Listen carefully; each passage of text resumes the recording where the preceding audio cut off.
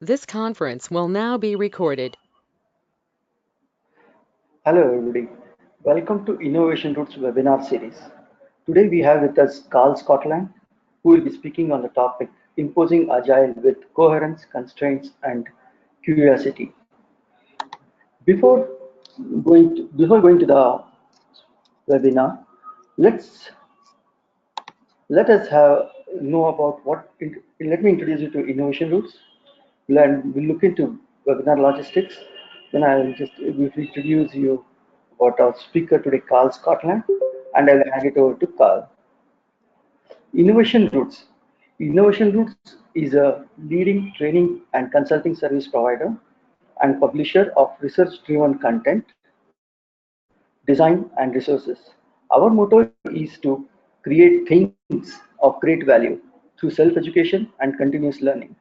We provide solutions for futuristic organizations, world-class agile transformation coaching, assessment, training, and consulting services, proven Scrum framework coaching, and training for product development teams, full range of Kanban courses, and advisory for improving and optimizing workflow, DevOps consulting, training, transformation service for better deployment, development, and recycles. Today's webinar logistics. Please use a LAN cable for joining this webinar. Wi-Fi connections are unstable. Use high-quality speakers or headphones for better sound quality. Please keep your microphones muted. Questions will be taken via Q&A chat box. Please enter your questions in the Q&A chat box. The webinar is recorded. Subscribe to our YouTube channel Innovation Roots to find recording. Slides will be made available on SlideShare, www.slideshare.net InnoRoot. We appreciate your cooperation. Today's speaker, Karl Scotland. About Karl, Karl helps business become learning organization. He has been a pioneer and advocate of using Kanban systems and strategic deployment for product development, a founding member of both the Lean System Society and Limited Web Society, and has been active in Agile and Lean communities for the last 15 years. He has been awarded an honorary Brickell Key Community Contribution Award at the 2013 Lean Kanban North America Conference. His experience includes working with BBC, Yahoo, EMC Consulting, Rally Software, Cisco, and SDL and Legal and General. And he writes about his work at Kanban thinking and strategic deployment on his blog. Over to Karl. Welcome, Karl. Hi, thanks, Prashant. Thanks for the introduction. Welcome. I'll just wait for you to give me that mode, and then I'll share my slides. Yes.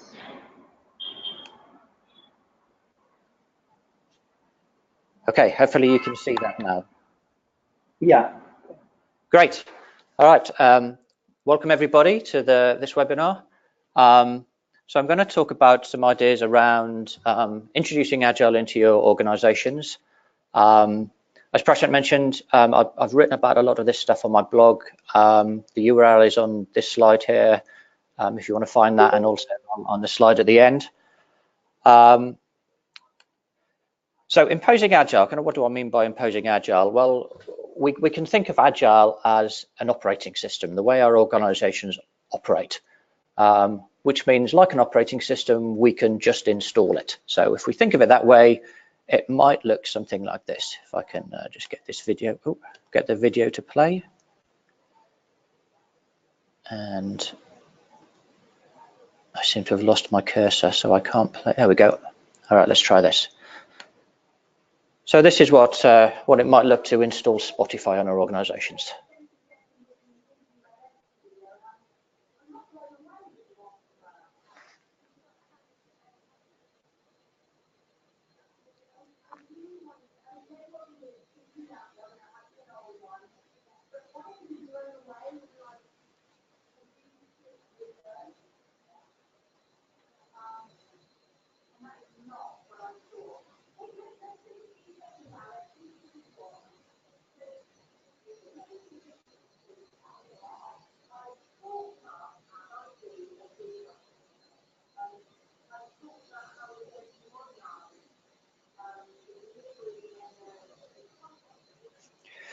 So I expect many of you will have had some experience of something like that. Usually when I do this with people in the room, there's a fair amount of sniggering and laughing going on as people recognize that sort of scenario. So actually that's what we're trying to avoid. So how can we go about doing that? Well, it's usually because we're just copying the things we see. So there's a technique called Wardley mapping, which this slide refers to, where down this axis here we have what's called the value chain. At the top of the value chain, that's things that are highly visible to our customer, and down the bottom of the value chain, things that our customer is not aware of. And then similarly along this axis here, we have an evolution axis. So here ideas are just forming. This is Genesis through to here, where ideas are well understood, well thought out. They're commodities or utilities that we can just buy. Typically what's happening when we take things like the Spotify model is we're seeing the things that we can see and that are easy to copy because they're commoditized. And there's all this stuff down here that we don't see and is still emerging and evolving and we can't copy. And if we just copy this stuff and don't know about this stuff, then the whole thing's not going to work. So we need to really be figuring out how to do these things from ourselves. Daniel Mezek often has a good rant about this sort of thing. So this is a quote from him. A nearly 100% tolerance of the coercive imposing of agile practices on teams is a cultural norm of the agile industry. This tolerance of force is profoundly disrespectful of people. This is the most pressing issue of our time. Daniel has strong opinions about the idea of imposing agile. And these are kind of reflect his views kind of quite neatly. So actually imposing agile is a bad thing, and Daniel proposes an alternative that he calls the engagement model. So he defines an engagement model as any pattern or set of patterns reducible to practice which result in more employee engagement during the implementation of an organizational change initiative. So actually, rather than just imposing practices, we want to engage people in the transformation process. Now, Karl, your voice is breaking. okay, I shall try and keep the microphone closer to my mouth. Is that better? Okay, I hope that's better. So I agree with both of these slides because I agree that we don't want to be great. We don't want to be imposing practices, and we want to be using engagement models and engaging people in transformations. But what I think is that even if you are choosing an engagement model for your transformation, you are effectively imposing that transformation model. So you're in a bit of a catch-22 situation. How do you impose something without imposing it? And this talk is really a summary of my thoughts on that conundrum and that paradox. And it led me to this idea of the coherence, constraints, and curiosity. So 3 C's. And actually, I'm not really going to introduce anything profoundly new here. I'm really just going to introduce some models and ideas that I find useful in how I work with transformations, and how I think we can use the concepts of coherence, constraints, and curiosity to impose engagement models in a healthy way rather than imposing agile practices in an unhealthy way. So we'll work through these one at a time. Starting off with coherence. So I'm going to define coherence as the quality of forming a unified whole. How do we make sure that our agile transformations are holistic? They work together so that the whole organization improves, as opposed to having little pockets of teams of good agile work going on, but actually not having an overall impact on the whole organization. There's some useful ideas that we can think about how we achieve coherence going back to the military.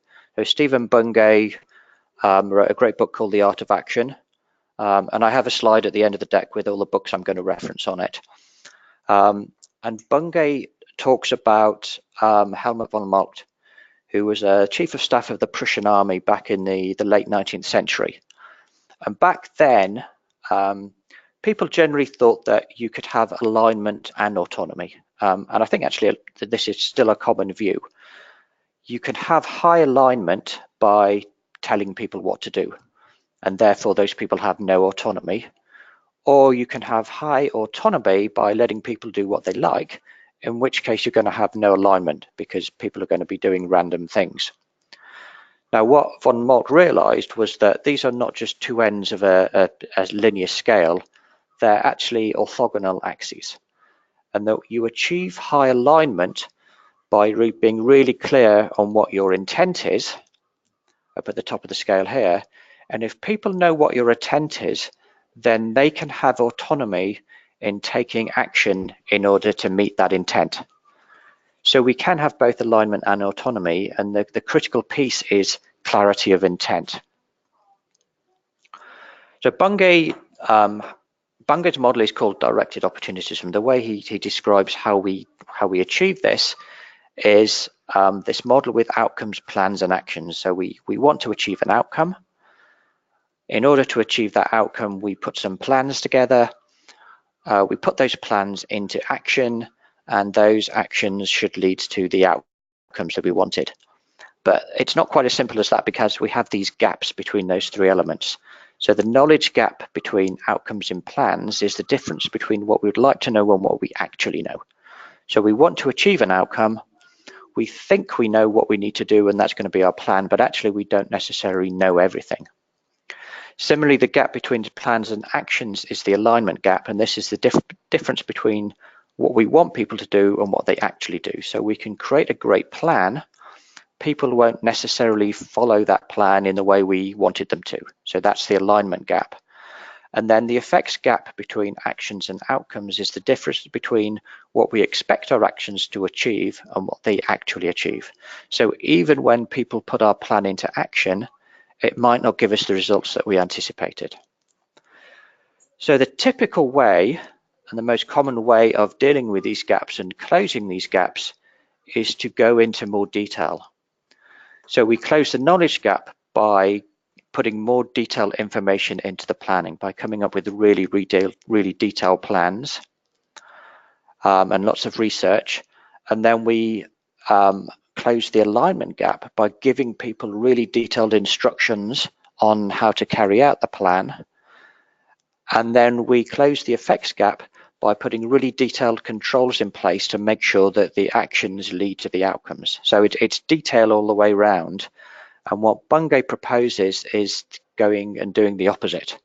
So we actually manage the knowledge gap and close the knowledge gap, rather than having more detail, but by limiting the detail just to the direction and defining the communication of the intent. So being really clear on intent, rather than coming up with a detailed plan, and then allowing people to come up with their own plans.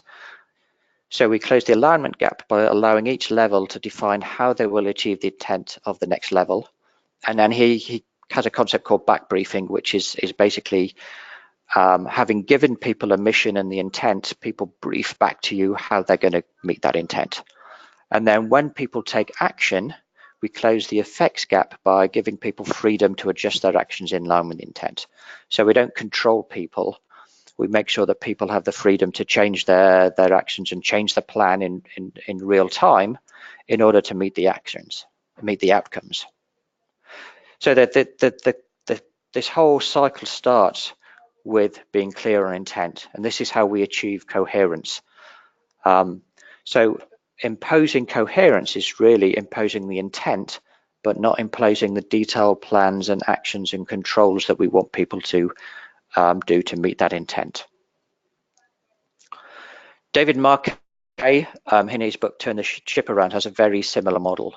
So his model he calls leader, and he talks about giving control to people.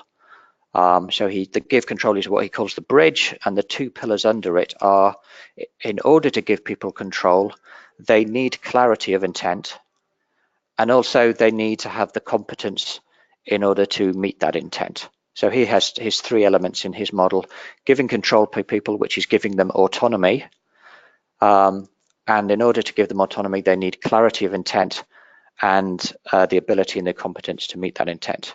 So those models are very similar, and we can bash them together and come up with an overlapping one. Now, I'm assuming you don't all have 3D glasses, so you're going to have to squint a little bit, because the next slide you have to imagine is three-dimensional. So imagine that the competence and the clarity axes are coming out of the screen at you, and the control axis is going up. So we give people control by giving people autonomy, and we align people by giving people clarity of intent, and we make sure we develop and grow people's ability so that they have the competence to meet that intent. So the autonomy and the alignment, these two axes here, are the two axes from Bungay and von Moltke's model, and then Marquet adds ability and competence here. And what we want people to do, starting with giving people intent, is take people up through that dotted arrow. So imagine that dotted arrow line is coming out of the screen of you. We slowly increase in alignment and increase the clarity of intent people have, increase and develop people's ability so we grow their competence, so that we can gradually give people more autonomy and give more control to people. So this isn't an all or nothing. We don't just create coherence out of the box from nothing. We need to work at it by slowly figuring out and creating alignment and slowly developing people so that they can have more autonomy. But it starts with creating that coherence for me by having clarity of intent. If people don't have clarity of intent, then there's no point in developing their ability, and we can't give people control and autonomy. So there's another model that I'm going to reference throughout this session called the 4 disciplines of execution. So this is relatively new to me and is something I'm experimenting with and using at the moment. The 4 disciplines are focus on the wildly important, act on lead measures, create a cadence of accountability, and keep a compelling scoreboard. So discipline 1, focusing on the wildly important, is really making sure that people understand what your intent is. Your wildly important goal is your intent in any transformation. And they ask the question, if every other area of our operation remained at its current level of performance, what is the one area where change would have the greatest impact? That's your intent. And they take it further, because they say, if a goal is wildly important, surely you should be able to tell if you've achieved it or not. And they have the formula from X to Y makes that possible. So from X to Y by then. So we can be clear on the intent of our Agile transformations by being clear on what our wildly important goal is and how we're going to measure that wildly important goal. Where are we now from X? Where would we like to be to Y? And by when, what's the time scale? And we want that wildly important goal, and they abbreviate to be WIG, which is both worthy and winnable. So it should be worthy of our time and investment. So not really easy, not trivial, but winnable. So it should be something that we think we can achieve. So I'll come back to some of these other 4 disciplines as we work through the presentation. But that's coherence, so making sure that we understand the intent of our Agile transformation. So do you understand the intent of your Agile transformation, and do you know what your wildly important goal that you hope to achieve is? If you can answer those questions, you probably have coherence. If the intent of your Agile transformation is just to be Agile, and your wildly important goal is to be Agile, maybe that's not really as compelling as it could be. So let's move on to onto constraints. So a constraint is a limit or a restriction. And we can talk about constraints in terms of 2 types of constraints: governing constraints and enabling constraints. A really simple definition of a governing constraint is it guides what should not be. It governs you by telling you what to do and therefore ruling out a lot of alternatives of what you might do. Whereas an enabling constraint should open up possibilities, so it guides what could be. And a nice metaphor that gets used is the skeletal system. So there's 2 types of skeleton. The endoskeleton, that's an internal skeleton, that's the sort of skeleton that we have. And an endoskeleton, and the starfish here has, the one in the picture, has an endoskeleton. It keeps creatures coherent. It holds everything together in a vaguely recognizable shape, but it allows for unique growth on top of that skeleton. We can compare that to an exoskeleton. So things like crabs and snails have these hard skeletons on the outside that really constrain growth. They stop those creatures kind of growing into unusual, distinctive shapes because of that hard shell on the outside. So we really want our constraints that we're putting in place to be enabling constraints. Alicia Juaro is someone that's written a lot on this, and this is a quote. So it's not a direct quote from her, but it's a summary of her work. She uses these words, or this describes her view of it. Governing constraints hinder actors to do something or only allow them to do it in a certain way. Enabling constraints make it possible for actors to do something that would not be possible otherwise. So when we're imposing Agile, we're introducing Agile into organizations, we want to make sure that we're not governing how we do it so that it can only be done in a one specific way. We want to make sure that people can discover new ways of doing things that are still Agile, and maybe come up with practices, processes, and achieve outcomes that they wouldn't otherwise be able to do. Here's an example, and have a think about whether this is an enabling or a governing constraint. So I'm a runner. I'm currently training for a marathon, and this is a photograph of my marathon training plan as of I think this is about a week ago. So this tells me what sort of training plan I should be doing, what sort of runs I should be doing, what sort of pace I should be doing, when I should be doing that, in what week. Now, actually, the question, is this an enabling or governing constraint, is a bit of a trick question, because it actually depends on how I use this plan. So the way I think of enabling or governing constraints is it's not a property of the constraint itself, it's a property of how you use that constraint. So I could use this as a governing constraint by only doing these runs in the order specified, in the week specified, precisely. Or I can use it a governing constraint by using it as more of a guide and learning from it, using it to indicate what sort of runs I could be doing, but maybe not doing them in those orders, or maybe I'll miss them out. So actually this is how I've been using it, and I think if I try and highlight this run here, you'll see it's not got a tick on it. I missed that run out, I just couldn't fit it in this week. If you look closely at some of the dates, I may play around with the order of them. Actually, if you looked at my actual runs, some of them have been slightly faster, some of them have been slower, some of them have been longer distances, shorter distances. So I'm using it as a constraint to help me train, but I'm not using it to dictate exactly what I do. And hopefully, and we'll find out in a few weeks, it'll enable me to achieve a marathon time that I'm looking for. So the key point is it's an enabling constraint allows us to use our experience, our judgment, our skills to figure out how to solve problems rather than just giving people solutions. So when we're imposing constraints, we're imposing things which allow people to think about things and figure things out for themselves, solve problems themselves, because people know what the problems are. People have the best information about how to solve the problems themselves. What we don't want to be doing is just giving them practices and giving them solutions that we think are the right ones. So we're allowing people to make decisions for themselves, which leads us on to strategy. So Henry Mintzberg describes strategy as a pattern in a stream of decisions. By thinking of Agile as a strategic approach, and then looking at the decisions people are making on how to be Agile, hopefully we'll recognize those decisions as the decisions people are making are ones that we would approve of, or the ones that we would recognize as increasing agility.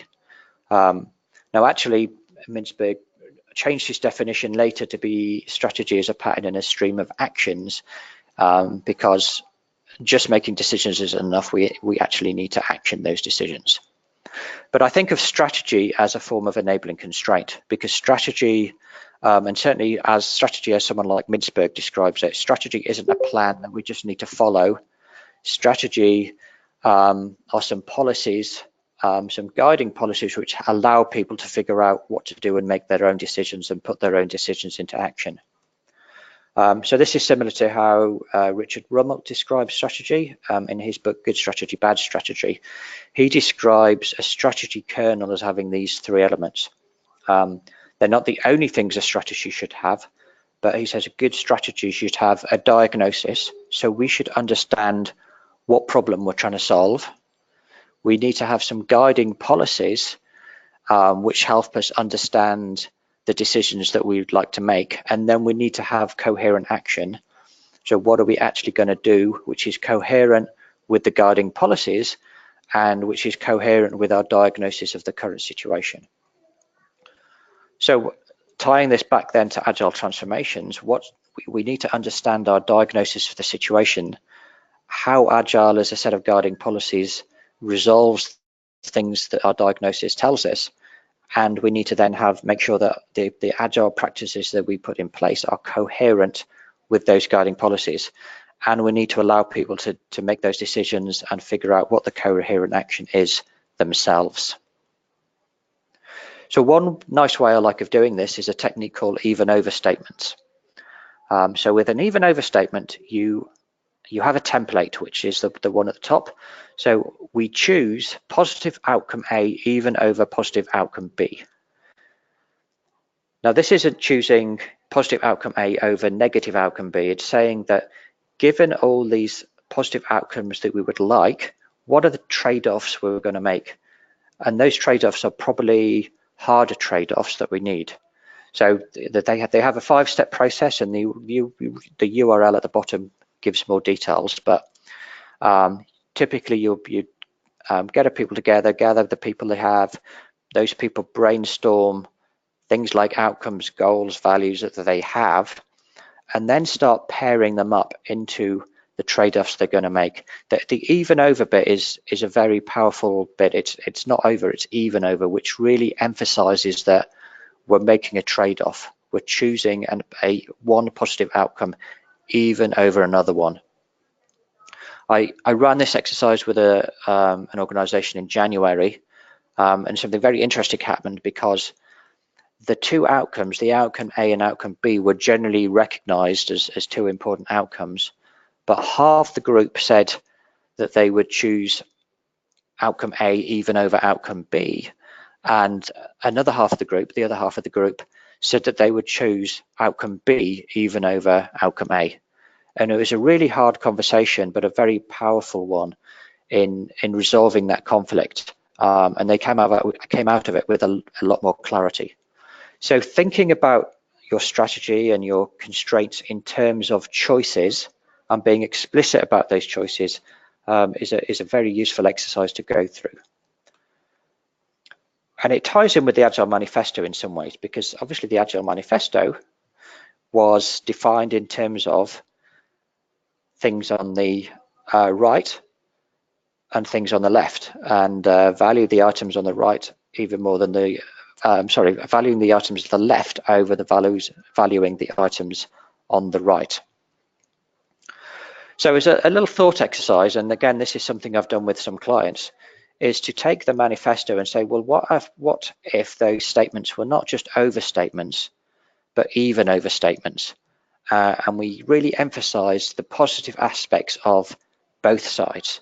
Now, I think the left side of these statements are generally positive anyway, but a common interpretation is that the right side are negative. So let's try and make these to be positive outcome A even over positive outcome B, and use that even over statement template. So first off, we'd say we are uncovering better ways of developing software by doing it and helping others do it. Through this work, we have come to choose individual interactions even over standards and consistency. So what's the positive thing that we can get out of processes and tools? I'm suggesting maybe it's about having standards and consistency across our organization. Working software even over recorded decisions and knowledge. Usually the value in documentation is about persisting and remembering what conversations we've had, what decisions we've made, and what we've learned. Customer collaboration, even over making commitments. When we're talking about contracts, usually we're making mutual commitments to each other, and making commitments is a good thing. And lastly, responding to change even over meeting commitments. So following a plan is usually about trying to meet a commitment that we've made. The Agile Manifesto suggests, well, sometimes we need to respond to change and learn things. Now, I'm not proposing this as an updated manifesto in any way. This is a thought experiment. I've not spent a huge amount of time on this, but I think it's worth thinking about. And I think it's a nice example potentially of how we could use even over statements to think about imposing constraints and using constraints to guide our agile transformations. Another way of thinking about constraints and enabling constraints is to think about the metrics and the way we're measuring our transformations. So if we take one of those outcomes from our even over statements, and we've said that we need to make decisions about those outcomes. So take an outcome, think about the decisions that we need to make to achieve those outcomes. And then to make those decisions, we need to work up and think about what insights, what do we need to learn in order to make good decisions? And in order to get those insights, what might we measure? So this is a model called ODIM from Larry Mascheroni. He's blogged about it on the URL here, that he calls ODIM. So we go from outcomes to decisions to insights to measures.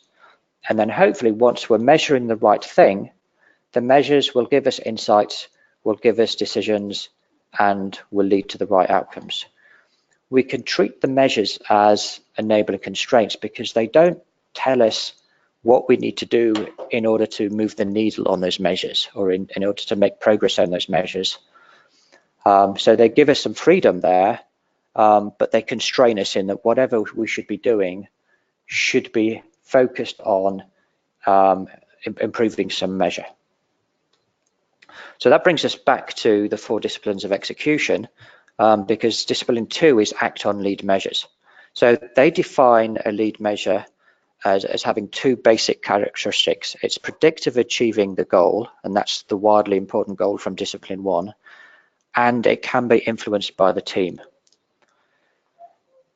So if we have some lead measures in place, we use those lead measures as enabling constraints, then we can help the teams, and the teams can decide for themselves how they can influence that measure. And then discipline 3, keep a compelling scoreboard. That's really just making it really visual and really obvious as to how we're doing against those measures. So a compelling scoreboard tells the team where they are, where they should be, information essential to team problem solving and decision making. So if they can clearly see how they're doing against a measure, then they have good information to have those insights and make some decisions that they need to make themselves in order to achieve the outcomes. So if we're going to impose constraints, then we need to be able to answer these questions. What are the guiding policies that will enable some hard choices and trade-offs that we need to make? What are the leading indicators that we can use to predict success and that we can influence? And what evidence can we look for that will show that we're winning, that will indicate that we're winning? If we can answer those questions, then our team should be able to go off and make good decisions, have insights, and start making progress on our transformation. Lastly, then we move on to curiosity. So curiosity is a strong desire to know or to learn something. So we need to impose curiosity, and actually I don't think we impose curiosity. So I'm kind of taking a few liberties here. Actually, I think we want to invite curiosity. We want to make sure that people have the freedom to be curious and feel that they have a desire to know or learn something. So I'm not going to do this now, but maybe after the webinar, go and do this puzzle. So this is an online test at this URL. Those of you that may have seen me talk at conferences, and I did this when I was at Agile Gurugram last year, there's a rule that sequences of numbers obey, and the sequence of numbers 2, 4, 8 here obeys that sequence. Now what this website allows you to do is to test your own sequences here for what you think the rule is, and then once you've run a few tests, you can guess what your hypothesis of what the rule is. Now I'm not going to tell you the rule, but I'll probably spoil it for you a little bit, because what most people do is that they come up with what they think the rule is, and then test sequence of numbers to confirm that hypothesis. But people very rarely will come up with sequences of numbers to try and disprove or falsify their hypothesis. So they won't come up with sequences of numbers that they think are wrong. They'll only come up with sequences that they think are right. And that means they're missing out on information. So this is information theory here. What this graph is saying, that if our probability of failure is 0%, which means we're always being right, we're not actually getting any new information. And similarly, if our probability of failure is 100% and we're always failing, again, we're not really learning anything. The sweet spot up here of maximum information and maximum learning is when our failure rate, or our probability of failure, is around about 50%, which for a lot of people is quite scary, but that's how we learn. Now there's a caveat here, which is this is when we want to learn. This is when we want new information. When I fly around the world and I get in an aeroplane, I really don't want the pilot to be getting any new information. I don't want the probability of failure to be 50% when I get on an aeroplane. I actually want the probability of failure to be 0%. But when we're doing organizational transformation and product development, probably with a lot we want to learn, and therefore we want new information, and therefore we need to be failing around about 50% of the time, which means we need to be curious. We need to be open to the fact that we don't know everything, and therefore there are things we might try which are not going to work. And another little example of this that I had recently was at Christmas. We had a family get together, and I don't know, hopefully most people are familiar with this game called Mastermind, where somebody will put a code in, which is a sequence of 4 colors, and then the other person has to try and guess what that code is, and they get clues as to how many colors are right but in the wrong position, and how many colors are right and in the correct position. So I remember playing this as a child, and never really liked it, was never any good at it, and my daughter decided she wanted to play it because she found it this Christmas, and I ended up teaching her basically the scientific approach to doing this, which is your first guess is, for example, all whites, because by putting all whites in, I'm now learning how many whites there are in there. And then I can move on to, if I learn there's 1 white in there, I can do 1 white and all blacks. And now I'm starting to learn whether that white is in the right position and how many blacks are. So I'm being much more intentional in what I'm learning. And when I get things wrong, I'm getting very specific information. Now, it turns out by teaching my daughter to play it this way, it made the game very boring, because generally certainly within the 10 goes that you get on the board, you get it. 6 or 7 goes, you can guess it fairly predictably, and it wasn't fun anymore for my daughter. Although that meant that I could go back to lounging around and relaxing at Christmas rather than having to play the game with her. But I'm kind of contemplating turning this into a workshop with teams, just to think about that intentional learning, being clear about what you want to try, and that if you're not successful, that's okay, as long as you get information from it. So Caitlin Walker describes this as moving from contempt to curiosity. Again, this is another book reference, and she has the idea that contempt is thinking that a reaction, an attitude, a person, or a group of people are unacceptable as they are. So if we assume we know everything, and that somebody that we that disagrees with us or does things in a different way is wrong, that's having contempt for that person or that group. Whereas curiosity is noticing how things were or how things are, wondering how they've come to be like this and what we might like to happen next. So being open to the current situation, open to the fact that the other person might be aware of things, might know things that we don't know about, and wondering what we might do to learn more about it. So I really like this idea of moving from contempt to curiosity, and that's one of the reasons I really like the word curiosity. Caitlin's book is a book on a model or an idea, a technique called clean language. But clean is not about not swearing. It's about being really pure in the language that we use and the questions that we ask when we're having conversations. So not biasing our questions with what we think the answer should be. So there's a simple set of questions which have been designed to be as clean as possible. And Mike Burrows has taken some of these questions, if you're familiar with Mike and his agenda shift work, and created an exercise that he calls 15-minute photo. Photo is from obstacles to outcomes, and it uses some of these clean language questions.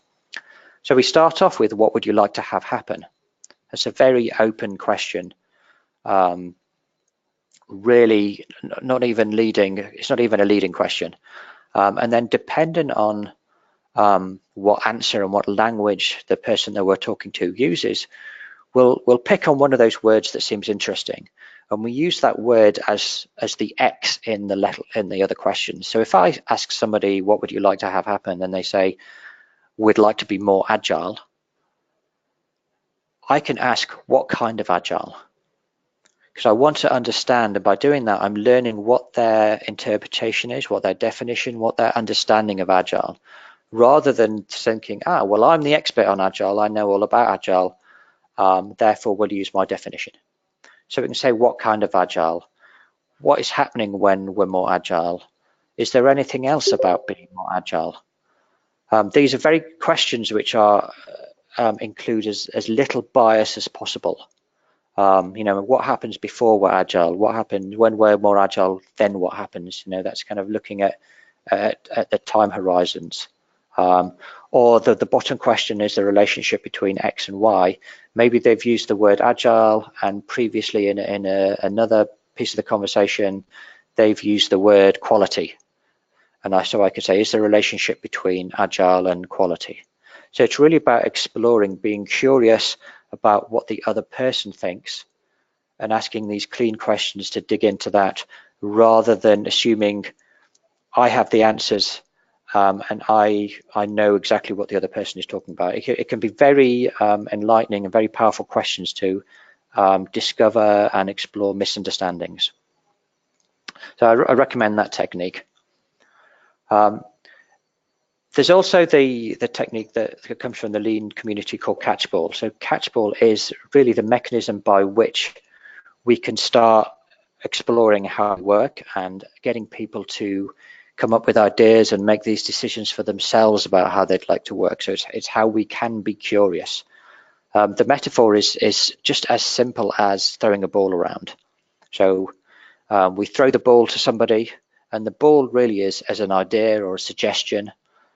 They catch it, they reflect on it, they hopefully come up with some new ideas and improve it, and then they pass the idea on, either pass it back to where it came from or pass it to somebody else. So there's this consensus process where we're translating our organizational strategy into the daily tactical work, but in a way that allows people to explore and come up with these ideas for themselves. And I like to think a bit about improv, comedy improv. So Neil Malarkey is a very well-known improv comedian. He actually now goes around teaching organizations improv because he uses improv to help organizations develop and change as well. So the ideas of improv are that everybody is collaborating and coming up with a sketch or a routine themselves. And they do that by always listening to each other, always accepting their offers. So, always say yes and, you never say no but. you're constantly giving ideas to each other, exploring those ideas with each other, and building on each other's ideas constantly.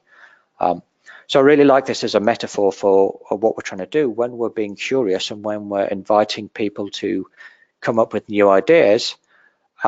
It's like improv, and some, it's like all good improv, sometimes these things don't work, and we go back and we start again and we try something different.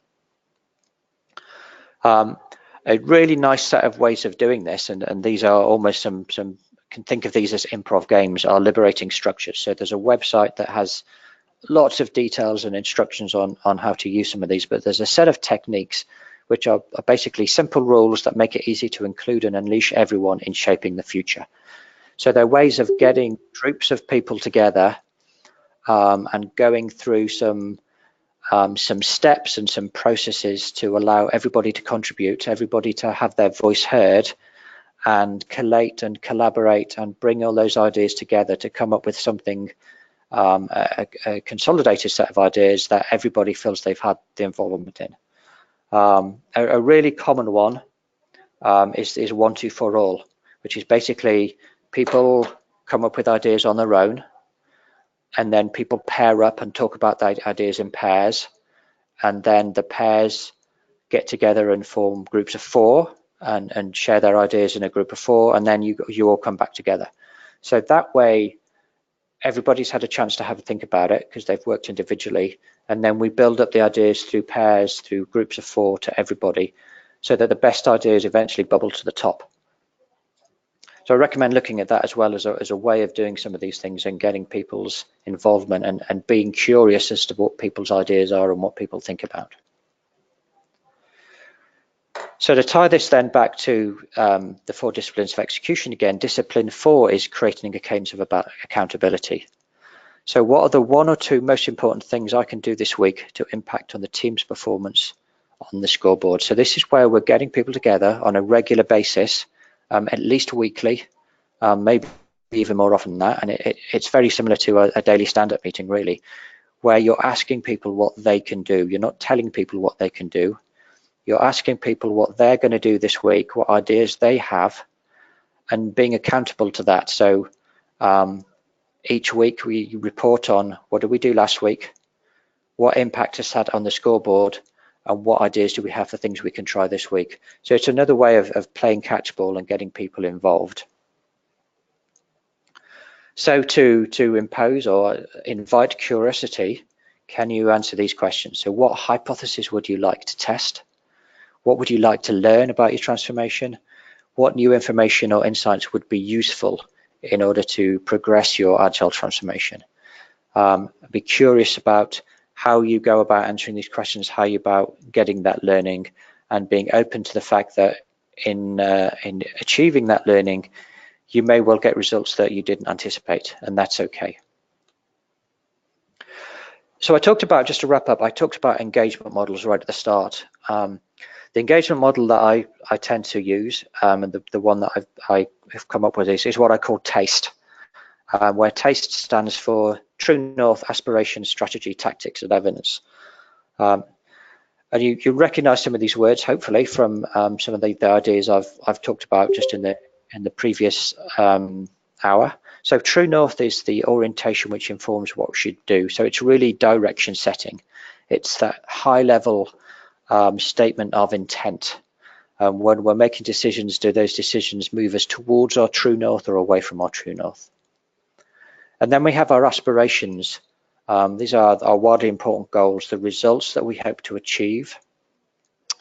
And in order to meet those aspirations, we're going to have strategies. So the guiding policies that are going to enable us to enable people to make decisions on how we meet our aspirations. We want people to then implement those strategies with tactics, and the tactics are the coherent actions that people are going to take. We want people to come up with their own coherent actions. We want people to be curious about what the right actions are. And then those tactics will generate evidence. So these are the outcomes, the leading indicators that are going to tell us whether we're progressing and whether we're winning. And then hopefully that evidence will be evidence that we're going to achieve our aspirations. So these elements, and particularly the aspirations, strategies, tactics, and evidence, should all fit together, and we want to be looking for coherence between them all. We want to be able to tell a story about how they correlate to each other and how they contribute to each other. So there's a nice template that I like that we can visualize this on, which is called the X matrix. So this is a very simple one. I don't have the true north on here, but you'll see I have aspirations, strategies, tactics, and evidence, and I can list out my aspirations with some measures. I can list out what my strategic choices are. I can list out some high-level tactics that we're going to implement, and I can list out some evidence that we're going to look for. And then this is called the X matrix because we have these matrices in the corners that form an X. In each of these cells, I can look at how coherent these things are with each other and the correlation and the contribution. So the solid dot means that I think there's a strong correlation and a strong contribution between two elements. So here, I think that a strategy of releasing more frequently will directly, strongly contribute to increasing sales. And I can say that continuous delivery has a strong contribution and will correlate strongly with our strategy of releasing more frequently. And if we implement continuous delivery, I think that's going to strongly contribute to lowering our lead time as evidence. Now this dot here, the fourth dot, is kind of an empty dot. It's not a solid dot, which indicates that there's a weaker coherence here. There's some contribution, some correlation, but I don't think it's that strong. So what I'm starting to do here is visualize all those elements of the engagement model and how they fit into each other. And we can fill that out with more aspirations, more strategies, more tactics, more evidence, and start looking for, do these things fit together in a coherent way? So it's starting to visualize coherence. And we might pick up on things, for example, this tactic 2 here doesn't correlate with two of our strategies, only has a weak correlation here, only has a strong correlation with one piece of evidence, no correlation with the other ones. So now we can have a conversation about whether this is the right tactic, or do we have we got a common understanding of our strategies, or do we have the right evidence? Are we looking for the right evidence? So it's not about whether tactic 2 necessarily is right or wrong, but it's giving us a visual way of understanding how all these things fit together and whether we have a common understanding of this. So there's a slightly fuller version of this template that is available for download, and I'll have the link later, that allows us to put the true north in the middle of it. I think of the X matrix as the thing that starts giving us coherence. So if we're starting to introduce coherence, we can do it by visualizing on this A3, so it's a single piece of paper, what all these elements of our engagement model are and how they all fit together, and do we all have a common understanding. And then we can take some of those tactics, those big investments that we're going to make, those coherent actions, and we can use what I describe as a back briefing A3. So if you remember back to when I was talking about Bungay's model, back briefing is where we ask teams to brief back to us their understanding of what they've been asked to do and what their early plans are. So again, single A3 that we can get people to fill it in, and the main thing here is that we start looking into freedoms and constraints. What boundaries do teams have? Being explicit about your freedoms is as valuable as being explicit about your constraints, because it allows people to be clear about the things that they can do, the things that they can try and experiment with. So it starts leading into curiosity. There usually will be some constraints, which are the things that we can't do. So understanding what those boundaries are sets teams up with some constraints in which they are enabled to start being curious. So then that leads into what I call the experiment A3, which is now where we're getting down to the details of the things we're going to try. So what are our hypotheses and what do we want to learn from those? What are we going to take? And then results and follow-up. What things will we look for to tell us whether we've been successful or whether we've failed? Because as we said, we're being curious. Failure is acceptable. And because we want these things to be small, safe to fail experiments, we need to be thinking about what do we do if we're successful? What are the follow-up items if we're successful? Or maybe we need to be following up if we fail as well. So this is the experiment idea is really therefore designed to encourage this idea of curiosity and allowing people to come up with things on their own.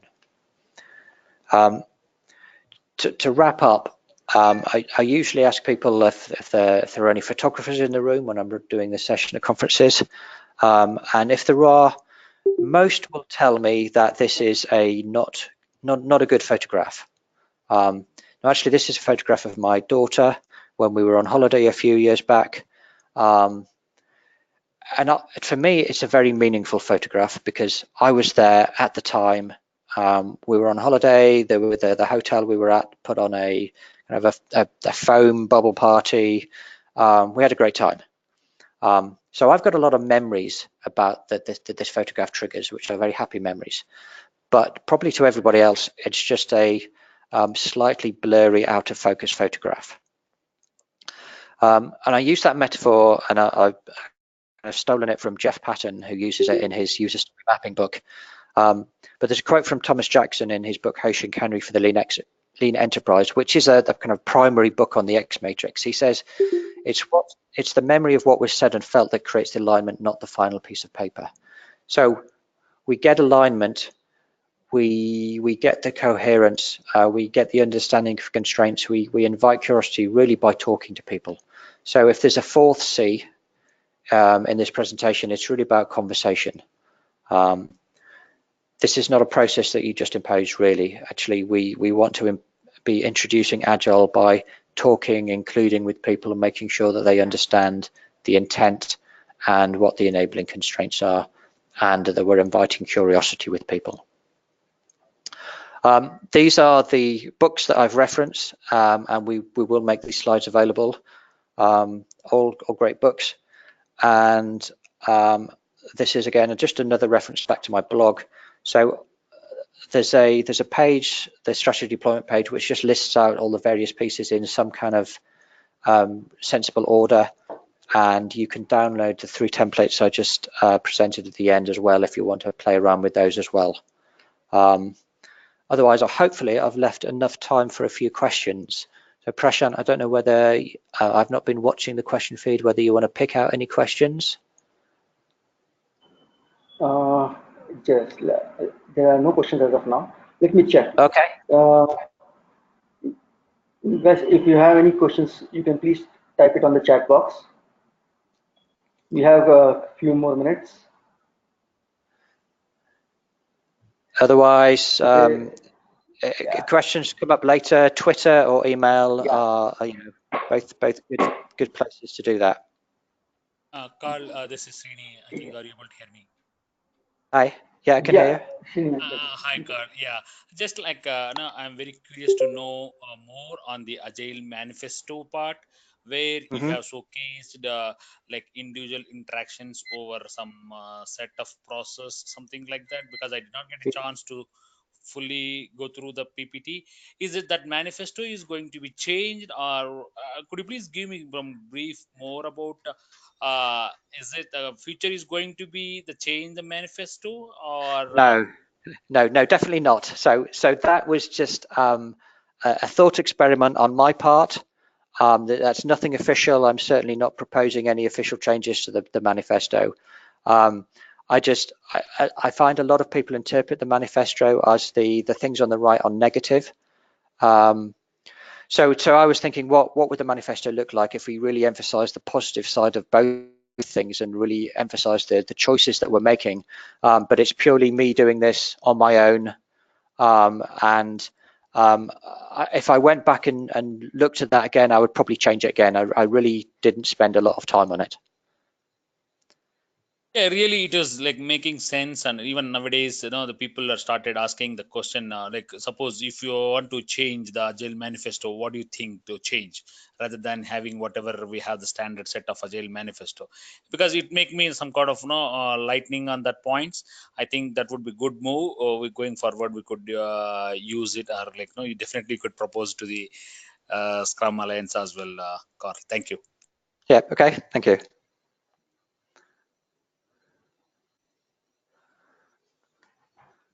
Thanks, Srinivas. Anybody have any questions? So I can just see a couple of questions on the chat. So one is, why not use the term Okay. guidelines in terms of constraints?